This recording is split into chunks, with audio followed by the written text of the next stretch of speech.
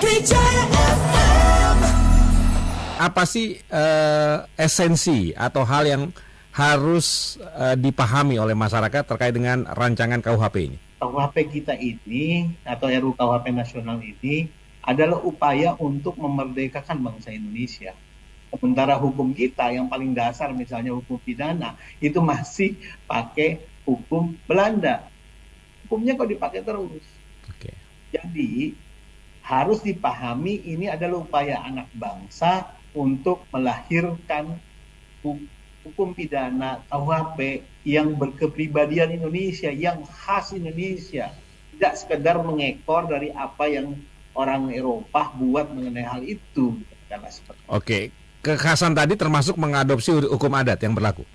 Nah itu salah satunya soal living law gitu.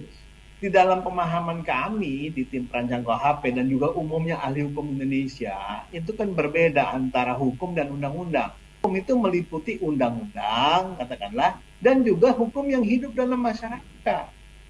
Hukum yang hidup dalam masyarakat itu banyak. Salah satunya hukum adat. Ketika kita mengintegrasikan hukum kita yang berbasis undang-undang dengan hukum adat katakanlah, dengan kebudayaan nasional, dengan hukum yang hidup dalam masyarakat, semua orang menang. Bagaimana Anda pribadi melihat adanya sejumlah pihak yang secara gamblang gitu ya melakukan penolakan terhadap hal-hal yang dinilai krusial? Ya, sebabnya menurut saya parameter yang berbeda. Kan gitu ya.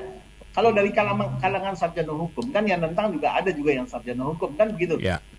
Dia memandang hukum pidana adalah hukum yang sekedar mempositifkan, memformulasi apa yang sudah mapan dalam kehidupan masyarakat. Jadi hukum itu mengikuti perkembangan masyarakat. Dia berpikir begitu. Makanya kemudian ketika muncul ditambahkan living law, ketika dikriminalisasi kumpul kebo, katakanlah begitu. Ya. Ketika itu semuanya bereaksi, kenapa? Karena yang di pikiran dia tentang hukum adalah apa yang sudah mapan di masyarakat. Bagi kami tim perancang KUHP, benar hukum adalah kristalisasi apa yang sudah mapan dalam masyarakat. Tapi hukum juga harus berdiri di depan. Hukum harus memberi arah perkembangan masyarakat itu.